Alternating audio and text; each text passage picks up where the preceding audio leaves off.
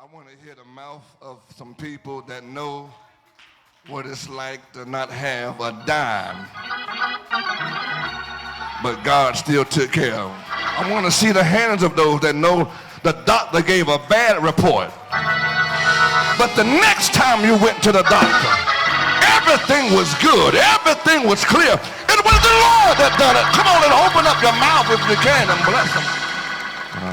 There's two important principles that I believe is going to bless someone here today.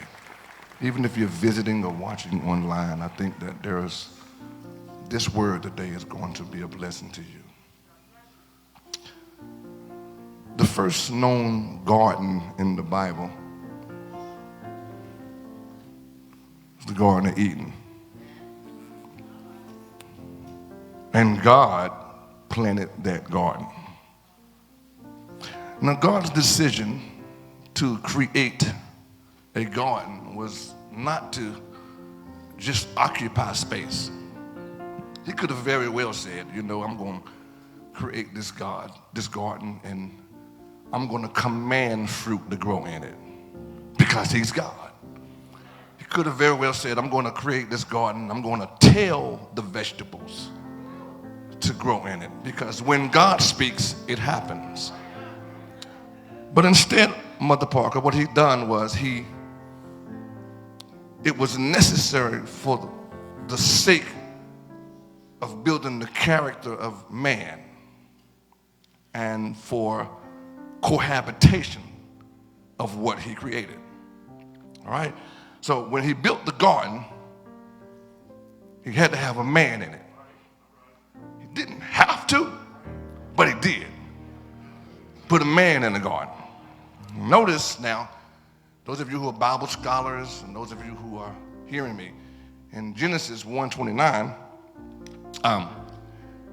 God spoke to the spirit. All right? It's not a body yet. In Genesis 1, it is a spirit. He spoke to the spirit and he said, I have given you every herb-bearing seed, and every tree. Now, he's not talking to a physical body. He's talking to the spirit. All right? All right?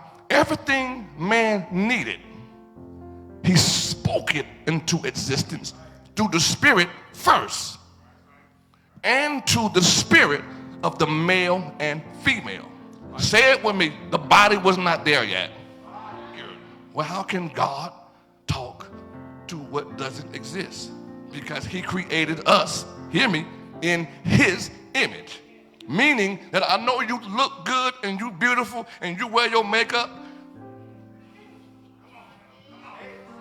and you draw on your face. Who you really are is your spirit.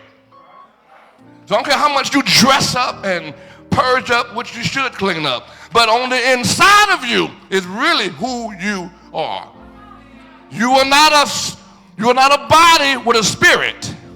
You are a spirit with a body. So God formed, after he made this garden, he formed the man from the dust of the ground, and then he breathed into his nostrils.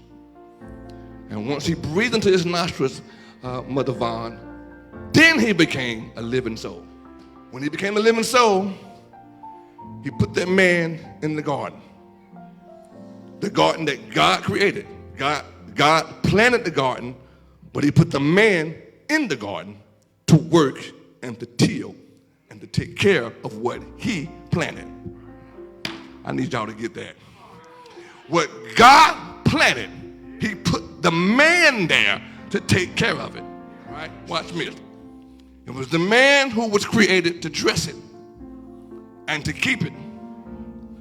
And when dressing and keeping a garden, there is a nugget in dressing and keeping and taking care of a garden that all of us got to understand.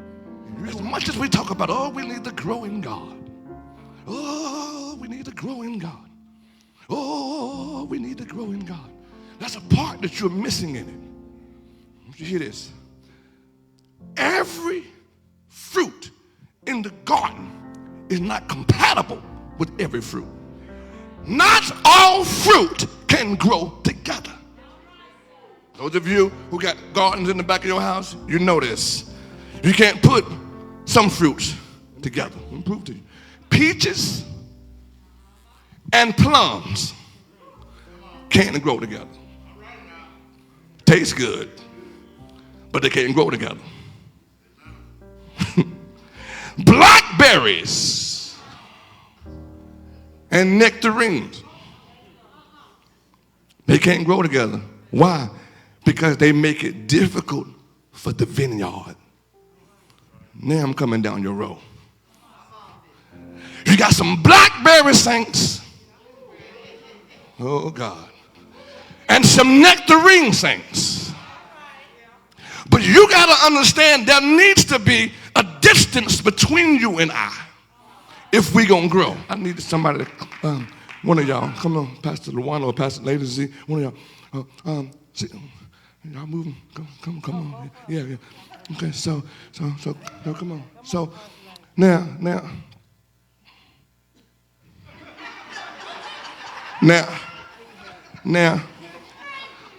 together, it looks good. Y'all ain't hearing me. But the problem is, if she's a nectarine and I'm a plum, it can't work. Okay? It's not going to work. Now, she has nothing to do with it.